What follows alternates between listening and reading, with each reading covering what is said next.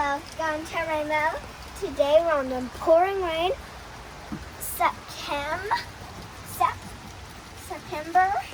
or you can also call it 9/23-2020, September 23rd, and it is the second day of autumn. Almost all the leaves are getting brownish, except none is getting brownish right now because it's like the beginning. So we don't have any leaves to jump in right now. It's pouring rain. As you can hear, it's going to be very sleepy today. Today is a very sleepy day. Probably people are sleeping right now. Okay. Maybe babies are taking naps. And then, so the monkey bars, you know my monkey bars. In another video where I showed you how to do a monkey, but today it's bell time. So I'm going to show you how to do the monkey bars. First you have to stretch.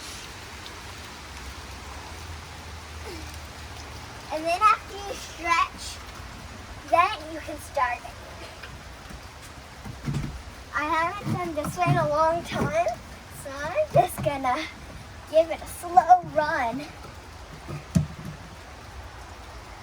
And since Dad is not here, even though he's used to being out here with me, and there's a spider sack. You just drop.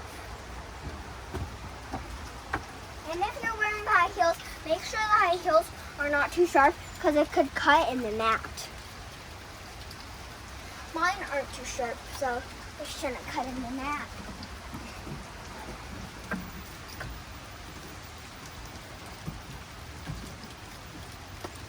Ow. And be careful when you're doing it. Don't swing too hard. You can kick yourself. And I'm going to show you another way how to do the monkey bars. You go like that. My fingers facing you. I teach this already. And then just swing until your arms are tired. But there's one more way to do it. And it's a scary way when it's Halloween time. Halloween, you do it very more scary.